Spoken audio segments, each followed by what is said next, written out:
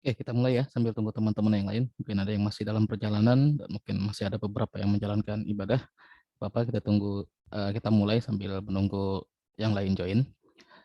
Assalamualaikum warahmatullahi wabarakatuh. Selamat malam semua teman-teman calon sarjana ilmu komputer Unsia. Waalaikumsalam Waalaikumsalam. warahmatullahi wabarakatuh. Salam.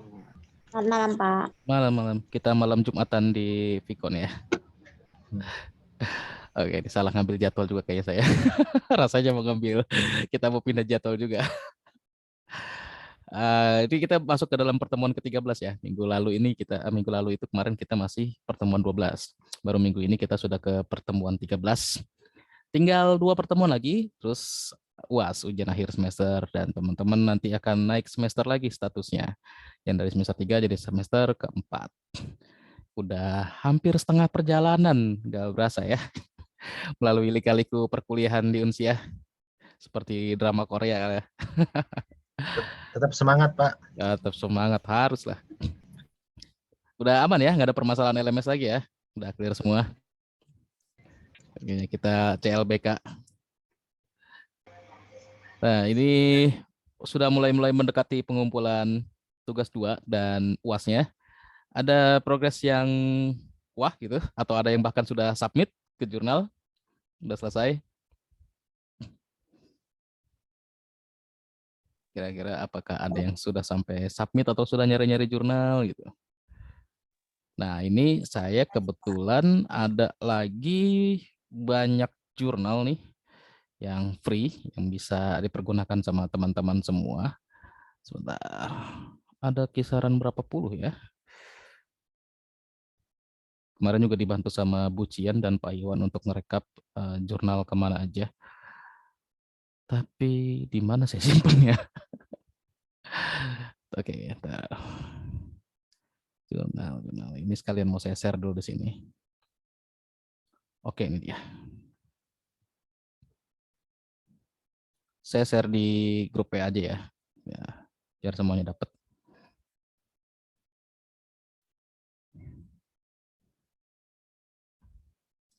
Oke, nah itu ada sekitar 9 ditambah lagi dengan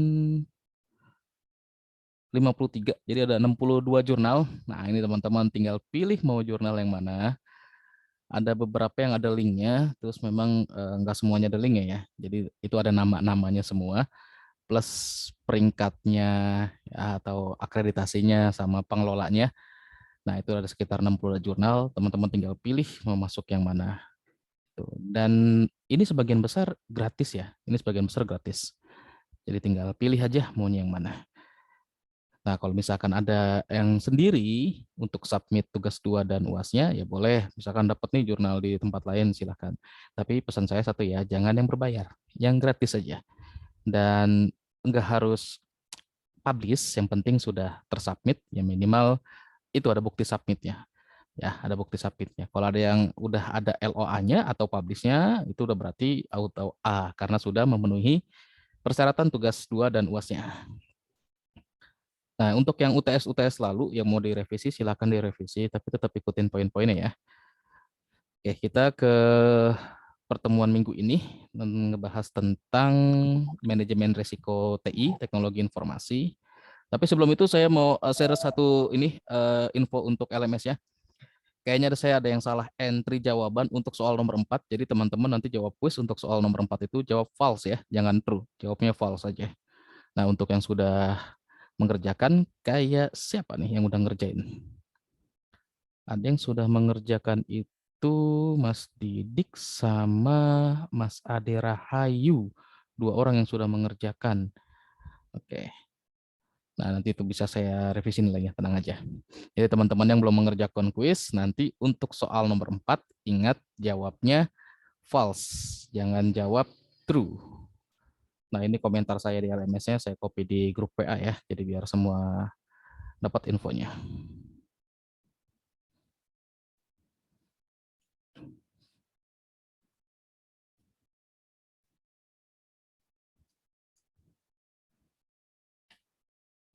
Ya, udah saya share di grup WA, jadi pastikan nomor 4 jawabannya false, kalau mau dapat nilai 100. Terus kita langsung masuk materi aja. Ada yang mau ditanyakan dulu sebelum masuk materi? Mengenai tugas, mengenai UAS, atau apapun, silahkan kalau ada yang mau ditanyakan.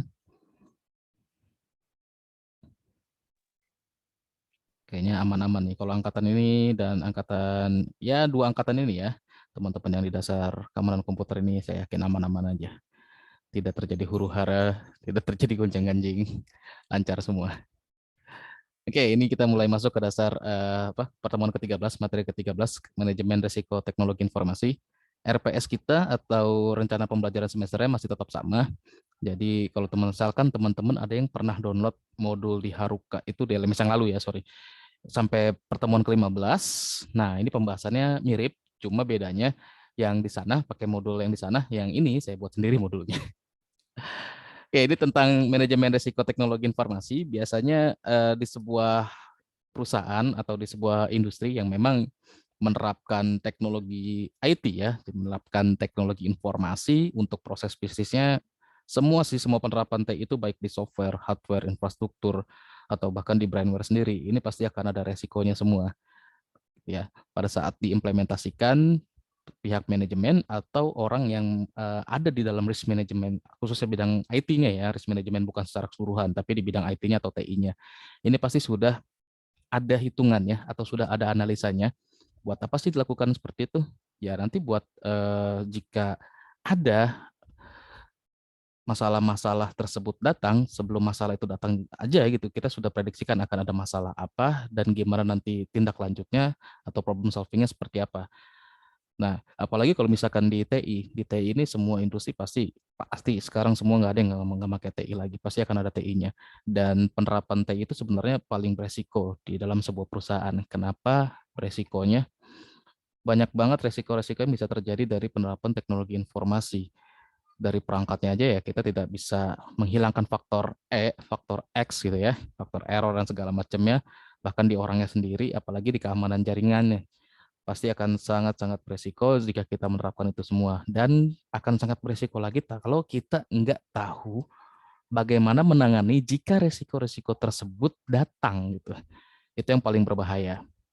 Karena kalau misalkan resiko itu datang, itu kerugiannya pasti banyak ya. Ada proses bisnis yang nggak optimal itu udah pasti. Belum lagi kerugian finansial dan lain-lain. Nah, makanya di sebuah perusahaan itu pasti nanti akan ada suatu pengukuran terhadap resiko penerapan teknologi informasi di perusahaannya ini. Nah, tadi lagi ya, balik lagi ya. Buat apa aja sih? Buat profil resiko IT-nya, terus analisa terhadap resikonya, terus respon terhadap resiko tersebut sehingga tidak terjadi dampak-dampak yang memang nanti akan ditimbulkan jika resiko tersebut itu muncul ya atau terjadi. Nah, pada saat melakukan proses manajemen resikonya ini dari kita masuk ke dalam definisinya atau konsepnya dulu ya.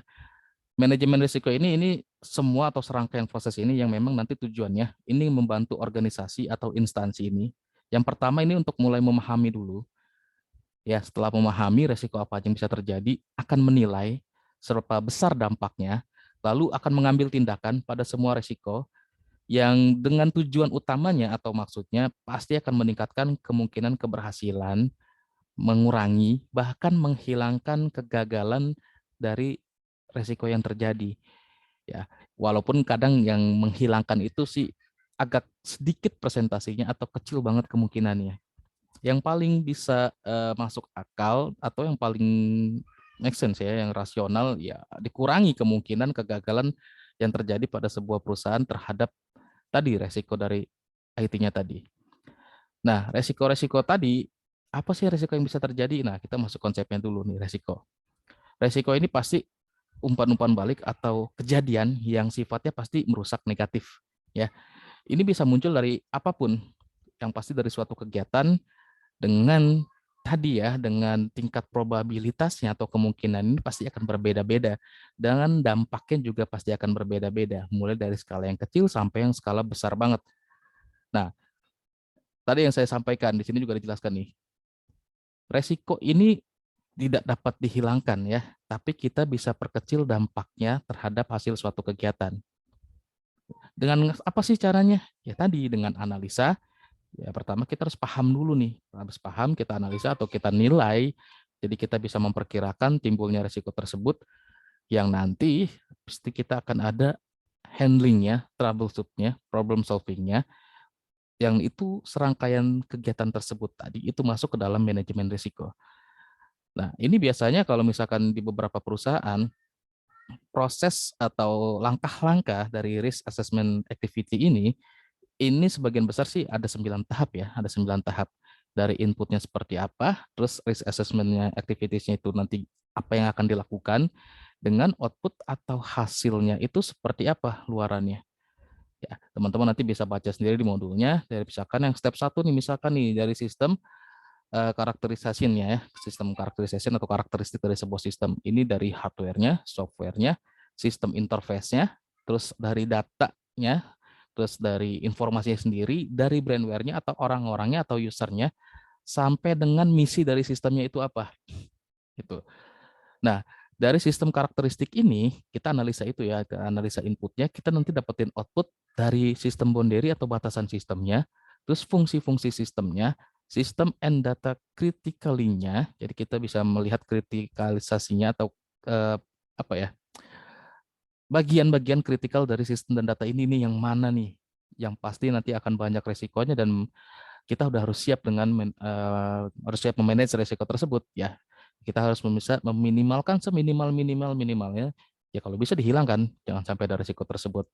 Dengan tadi caranya, terlebih dahulu dianalisa, kita nilai resikonya, ya kalau bisa kita hilangkan atau kita hindari biar resiko itu tidak terjadi. Sama sistem and data sensitivity, ini critical dan sensitif, nah ini jadi satu paket nih. Terus lanjut ke asesmen yang kedua nih ya, dari threat identification-nya, dari mulai karakteristik sistemnya, lanjut ke identifikasi ancamannya, kita bisa ngecek dari history, dari histori-histori yang pernah terjadi, atau kita bisa melihat riwayat-riwayat atau referensi-referensi jenis serangan apa sih yang biasanya terjadi dari sebuah proses bisnis tertentu. Misalkan untuk perbankan serangannya jenisnya serangan seperti apa, gitu ya. Di finansial serangannya seperti apa, di proses produksi serangannya seperti apa, dan di lain-lain gitu. Sampai nanti hasil outputnya adalah statement dari ancaman tersebut. Nah, udah dapat itu baru langsung ke step selanjutnya semua, sampai dengan step terakhir itu adalah kita punya sebuah dokumentasi. Jadi ada assessment report dari resiko-resiko yang sudah kita analisa, kita nilai, dan ada tindak lanjut yang akan bisa kita lakukan nih, gitu ya. Oke, nah ini juga masih teori, kita langsung ke pokok-pokoknya aja. Nah, kalau faktor resiko banyak banget, ada beberapa faktor resiko yang bisa kita lihat ya, kita dapat klasifikasikan ke dalam 4 kategori besar. Bahkan bisa sebenarnya ada lagi sih kategori yang lainnya. Cuma ini 4 kategori besar resiko yang bisa terjadi, dari mulai bencana, kritis, marginal, sama negligible. Ini yang dapat diabaikan ya, dapat diabaikan tapi ya tidak dibiarkan gitu. Maksudnya tetap harus ditanggulangi karena ya setiap bencana atau setiap risiko mulai juga semua dari hal yang kecil gitu ya. Mulai dari hal yang kecil atau bahkan yang kecil banget gitu. Ini sebenarnya masuknya ke dalam klasterisasi seberapa besar sih gitu ya resiko yang akan datang. Ini mulai yang dari dapat diabaikan atau negligible, terus ke marginal, kecil, kolidimnya bisa jadi kritis, dan terakhir itu bencana. Nah, di bencana ini kemungkinan besar kolaps atau hancur perusahaannya atau proses bisnisnya. Nah, ini hambatan umum yang biasanya terhadap data ya dan sistem teknologi informasi. Ya, ini juga udah sering kita bahas berkali-kali di pertemuan-pertemuan berikutnya, dari mulai malfunction atau kerusakan dari perangkatnya, hardware, softwarenya, dari malware, virus, terus memang dari spam, scam, sampai dengan ke human error-nya. Oke, nah ini hambatan lainnya yang bisa mungkin terjadi. Ini dari eksternalnya ya, misalkan dari si hackersnya, dari fraudnya, atau denial of service-nya, dan bahkan oleh internalnya sendiri, oke, di staff dishonesty-nya. Nah ini serangan dari internalnya ya. Oke, ini langkah-langkah yang dimana biasanya dilakukan dalam mengelola risiko teknologi informasi. Dari itu tadi sebenarnya ada di sini nih, ini penjabaran detailnya, tapi langkah secara generalnya ada asesmen, mitigasi, dan evaluasi. Ini ya. Jadi kalau asesmen itu pencarian risiko dan penilaian tingkat keparahannya. Tingkat keparahan tadi yang mana sih? Nah, tingkat keparahan yang ini. dari mulai dapat diabaikan sampai dengan bencana. Terus dari mitigasi penanggulangannya, oke, penanggulangannya untuk mengurangi dampaknya. Wah, ini saya tipu kayaknya nih. Ini dampak. Oke, dampak.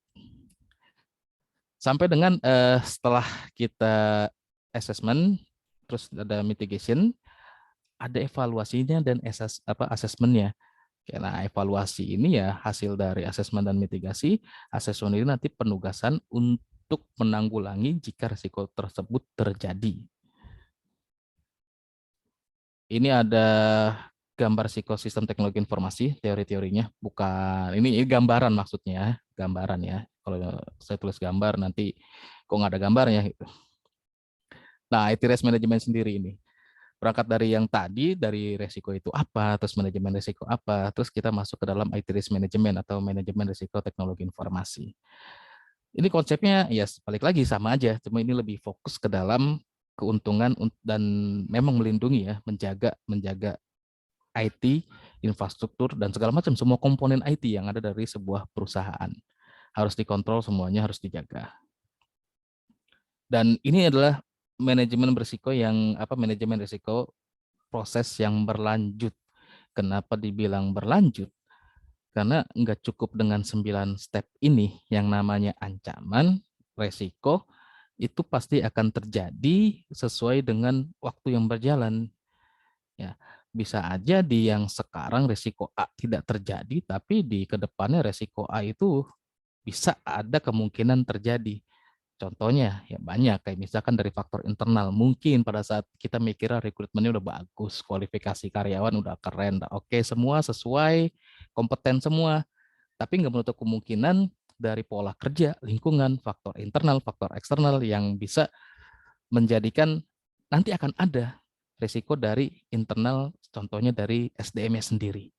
Makanya manajemen risiko ini sebenarnya adalah proses yang akan terus berlanjut, nggak akan pernah berhenti.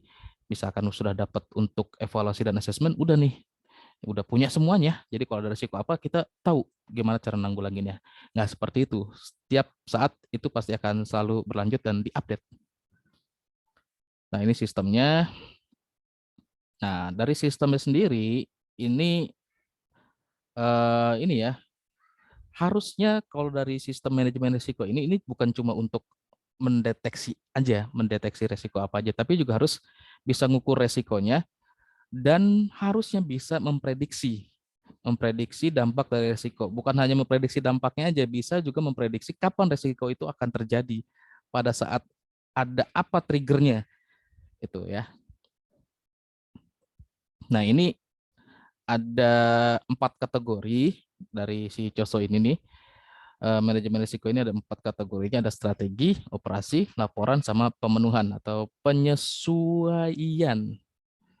Typo lagi. Penyesuaian. Oke.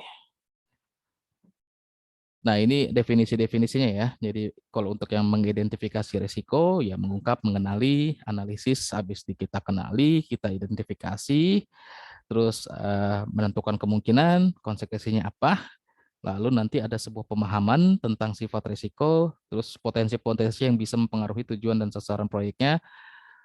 Setelah dianalisis, ada evaluasi, terus dipantau dan mempertimbangkan. Sebenarnya prosesnya simple itu aja. Kalau kita lihat proses secara garis besarnya ya. Nah, untuk manajemen risiko ini sendiri, fungsinya pasti ada. Kalau teman-teman lihat di sini ada sekitar 5 fungsi. Yang pasti ada panduan ya. Panduan ya kayak manual book atau user guide-nya. Kalau terjadi risiko apa sih yang harus dilakukan? Dampaknya seperti apa sih? Apakah ini skalanya besar, kecil, atau bakal diabaikan? Terus gimana? Yang tujuannya pada saat ada manajemen risiko ini pastinya ada efisiensi dan efektivitas pada saat itu terjadi, bisa menangani secepat mungkin, setepat mungkin. Tuh. Jan, kita break sebentar ya. Mungkin 5 menit.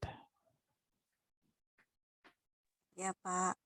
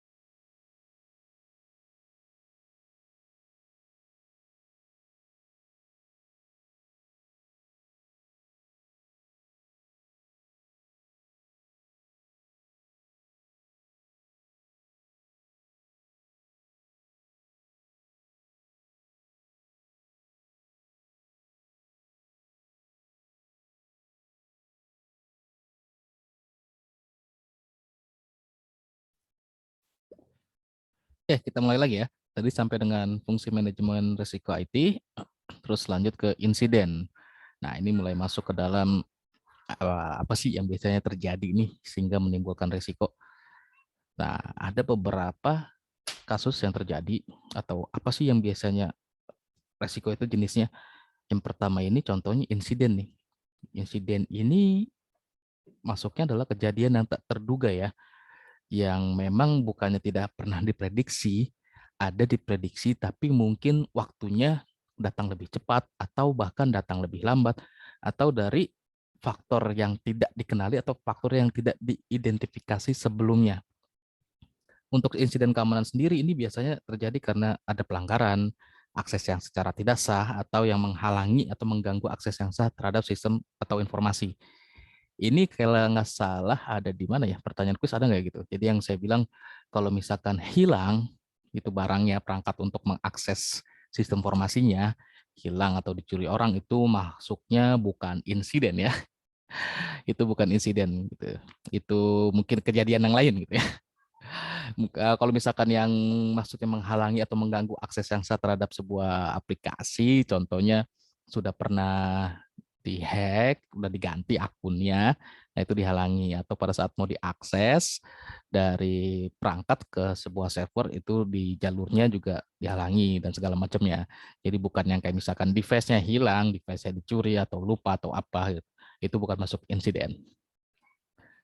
Nah, di Indonesia sendiri, oh ya, mulai dari insiden ini sampai dengan materi yang terakhir, ini kebetulan materinya saya ambil dari Badan Cyber Negara ya.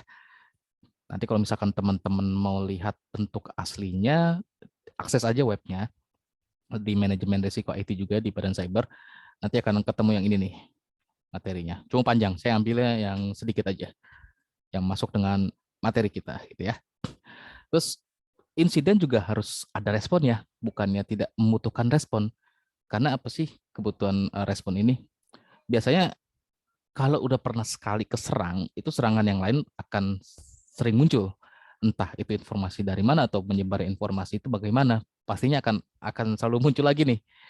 Nah, untuk risk assessment itu tidak mencegah semua insiden yang sudah pernah dibuat di step-step yang awal-awal tadi. Nah, yang di sini nih, oke.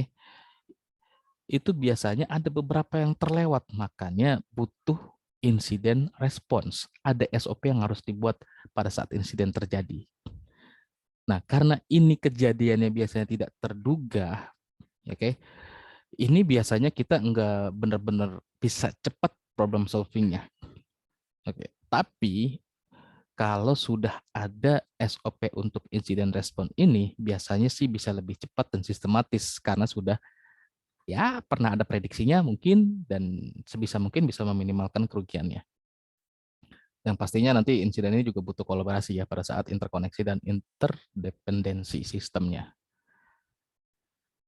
Nah, ini manajemen dan responnya.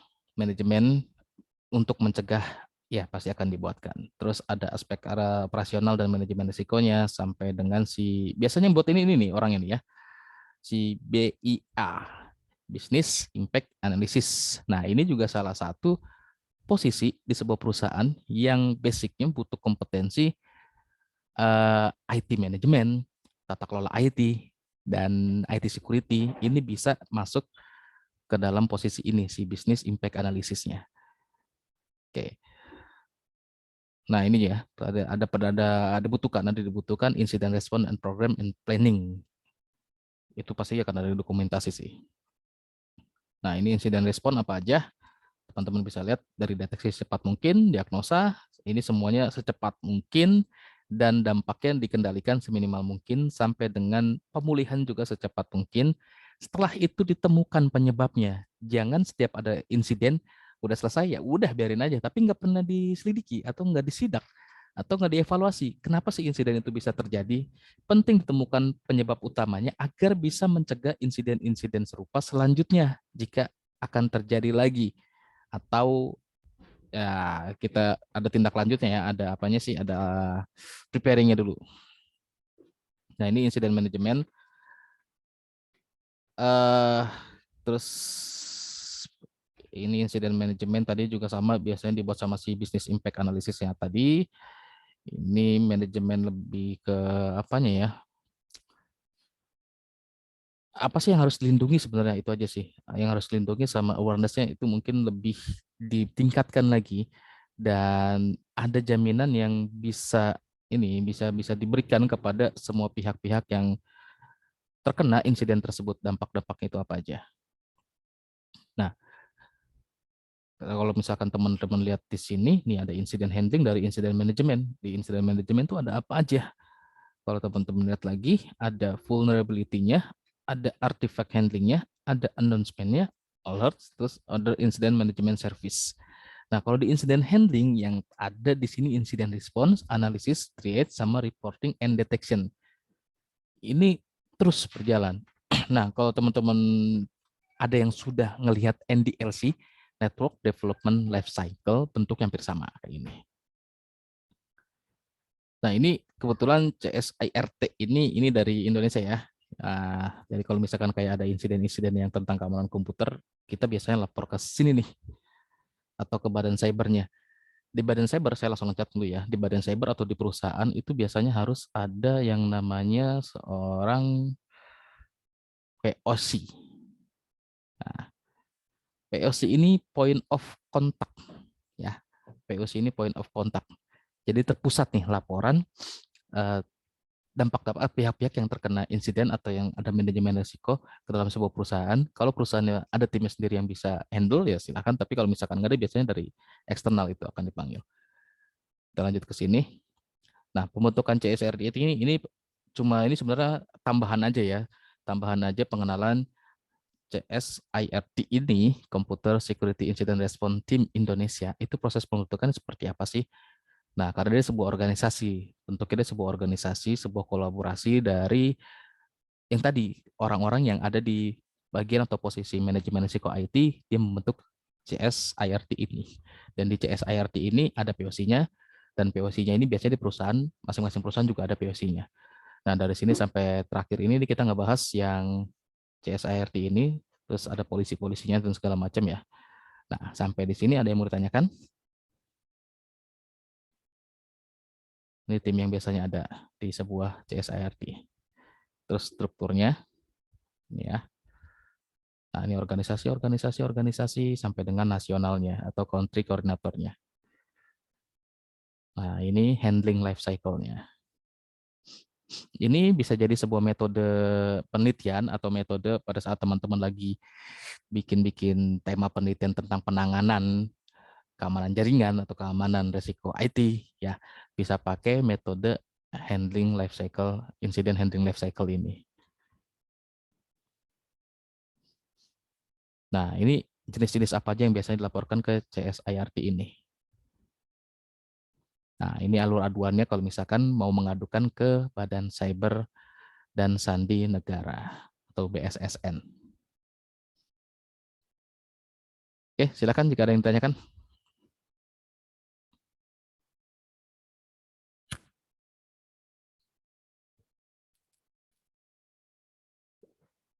Sudah mulai ramai semuanya.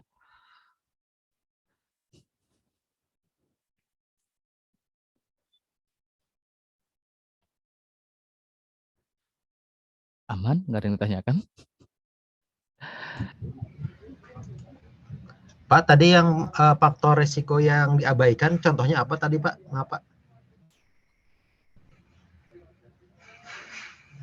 Di bagian kategori ini ya. Ya, yang Nah, itu Pak. oke, yang dapat diabaikan. Negligible-nya. Ya. Contoh-contoh yang dapat diabaikan, contoh kayak gini deh yang paling gampangnya. Pada sebuah aplikasi di sebuah perusahaan, contohnya yang paling gampang diabaikan masalah bug. Itu mungkin bisa diabaikan, tapi diabaikan saat itu ya, diabaikan saat itu.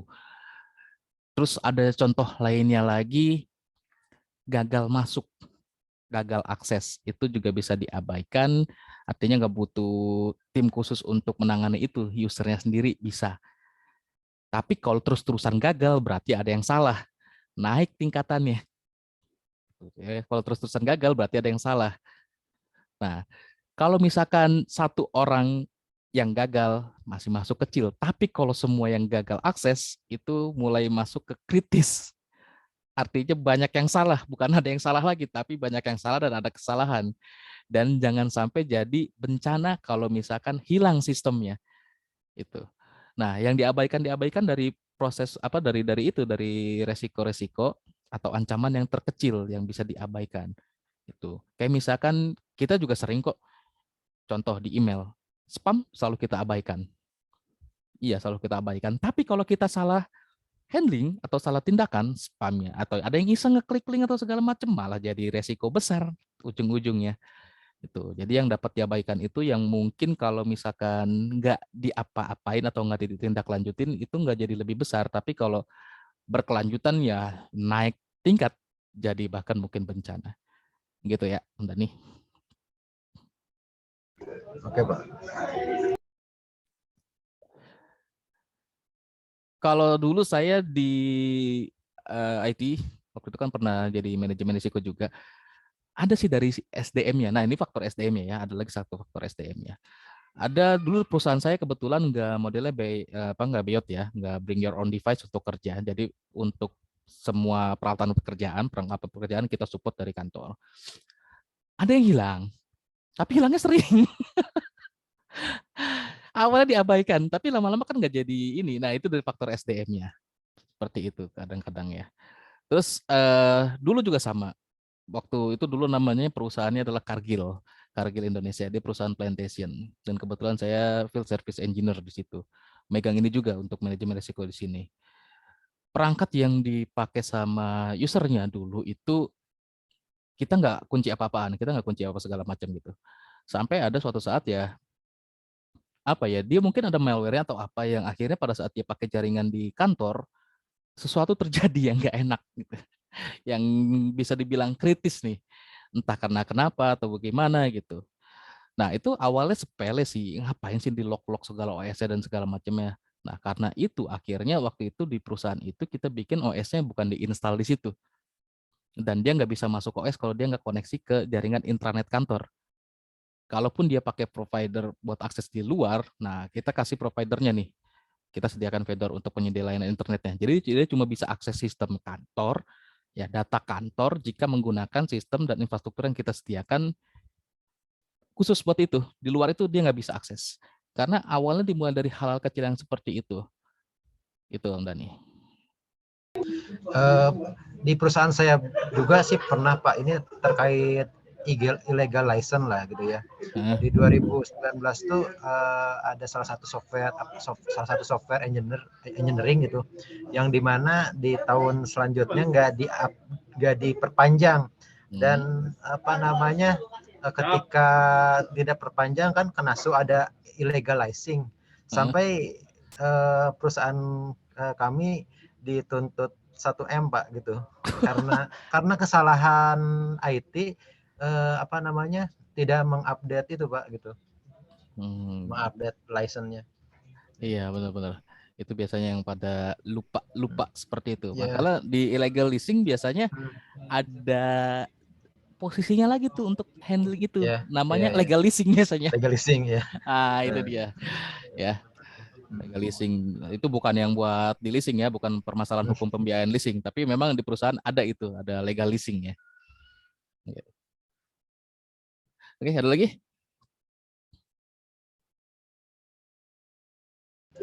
Berarti di setiap resiko tuh ada mitigasi dan cara meminimalisirnya ya Pak? Harusnya ada. Ya. Harusnya ada. Jadi kalau misalkan sudah pernah dibuat, mungkin di perusahaan Om Dani bisa lihat-lihat gitu contohnya di tim-tim manajemen risiko IT gitu.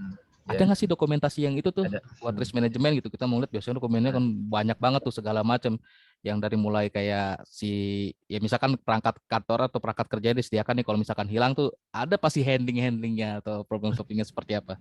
Itu banyak banget dari mulai skala kecil sampai yang besar. Tapi biasanya kalau yang besar kita nggak dikasih tahu. Gitu ya. Malah sih itu Pak jadi standarisasi untuk proses bisnis. Jadi setiap item pekerjaan ya setiap proses bisnisnya pasti ada faktor risiko yang dimitigasi gitu sih, Pak. Iya. Oke. Ada lagi yang lain yang mau tanyakan? Silakan. Sebelum kita lanjutkan malam Jumat kita. Om Dudung aman di Korea? Wah, AFK kayaknya, baru pulang kerja kayaknya dia Om Dudung nih. Kedinginan dia, Pak. Iya, lagi musim dingin ya di Korea ya. Iya. Om Dudung nggak ketemu Paco, dia kan habis pulang kampung. Lupa saya kabarin Om Dudung nih.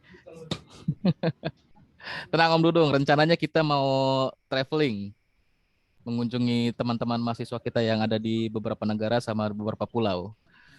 Gitu ya. Mulai semester ini, mudah-mudahan nanti di akhir semester lah bisa jalan setelah UTS, setelah akreditasi. Karena kita lagi nyiapin itu dulu. Jadi kita akan kunjungi teman-teman kita di beberapa daerah dan nanti juga yang di luar negeri akan kita kunjungi. Karena banyak teman-teman Unsia yang di Korea Selatan. Nah, target utamanya kalau di luar negeri itu Korea Selatan dulu. Habis itu baru Malaysia. Dan ada banyak juga teman kita ternyata ada berapa orang yang di Inggris. Tapi kayaknya saya nggak bakal dapat kalau yang di Inggris nggak diajak saya. Paling yang di Korsel nih, karena di Korsel ada Om Dudung. Kebetulan ada mahasiswa informatika. Kalau perwakilannya bukan saya kan, wah kayaknya nggak abdol. Yang lain silakan, jika ada yang mau tanyakan, boleh materi, boleh seputar tugas, bebas. Atau ada yang mau share-share tugas, siapa saya udah submit nih atau ketemu jurnal di sini, wah, jurnalnya kayaknya enak nih, gampang gitu. Nah, itu bisa share-share tuh ke teman-teman, submit di sini aja yuk bareng, boleh, silakan. Pak, ini yang untuk LMS Edling itu saya lupa, apakah si Pikon ini ada recordingnya Pak nanti? Ada dong. Ada ya? Ada. Kalau di langsung... saya ya. Okay. Kalau di dosen yang lain tadi sih baru sosialisasi. Jadi kalau kayak semester lalu kan biasanya kita recording video file recordnya kita kasih ke tim IT uploadin ke channel ya Unsia. Okay. Terus kita tinggal share. Nah, kalau sekarang kan kebetulan SDM IT-nya kabur semua, baru dapat orang baru. Nah, kalau saya upload ke channel sendiri. Beberapa dosen juga ada yang upload ke channel sendiri dan di-share. Biasa SLA-nya 1 minggu. Jadi Vicon minggu ini, minggu depan baru ada recordingnya. Paling lama ya. Pak. Yang lain? Silahkan kalau ada yang mau ditanyakan. Kayaknya aman nih, sudah mulai lelah-lelah nih. Kalau Om Dani ini workaholic sekali dia. Jam segini aja masih di kantor ya. Enggak Pak, nunggu macet Pak. ya. Oke Om Dani, jangan lupa gathering kita belum ada gathering ya. Oke Pak. Ya. Nanti kita ngobrol lanjut lagi di Top Mahim. Oke, yang lain jika tidak ada yang ditanyakan, saya akhiri. Mudah-mudahan materinya bermanfaat. Jangan lupa tugas 2 dan UAS-nya. Terus kalau misalkan ada yang mau nyusul tugas 1 dan UTS yang belum ya, itu personal message saja. Saya nggak open di LMS. Kalau di open di LMS takutnya kisruh ya. Jadi by personal aja. Yang masih ada semangatnya, Pak, saya ketegalan atau segala macam, dihubungi saya aja. Hubungi lewat personal message, WhatsApp boleh, atau telepon boleh, silakan. Yang mana aja medianya ya. Atau yang di via message LMS boleh, itu aja. Media apapun, saya akan cek. Oke, mudah-mudahan materinya bermanfaat. Jangan lupa dipelajari lagi, terus dieksplor lagi, cari-cari referensi yang lain agar lebih luas lagi referensinya, makin banyak referensinya. Tetap semangat karena tinggal 2 pertemuan lagi teman-teman akan menghadapi ujian akhir semester. Ujian akhir semester itu di akhir Januari, dari mulai tanggal 31 itu teman-teman sudah masuk pekan ujian akhir semester. Jadi dipersiapkan sebaik mungkin, mulai dicicil tugas-tugasnya dan dipersiapkan UAS-nya agar nanti tidak keteteran di akhir-akhir. Jadi jangan dibiasakan sistem kebut semalam, lebih baik dicicil dikit-dikit. Oke, saya akhiri. Terima kasih banyak. Mohon maaf jika ada kesalahan, kekurangan dalam penyampaian materi dan segalanya. Wabillahi taufiq wal hidayah. Wassalamualaikum warahmatullahi wabarakatuh. Selamat malam semua teman-teman. Semua istirahat. Waalaikumsalam warahmatullahi wabarakatuh. Oke, terima kasih banyak Pak.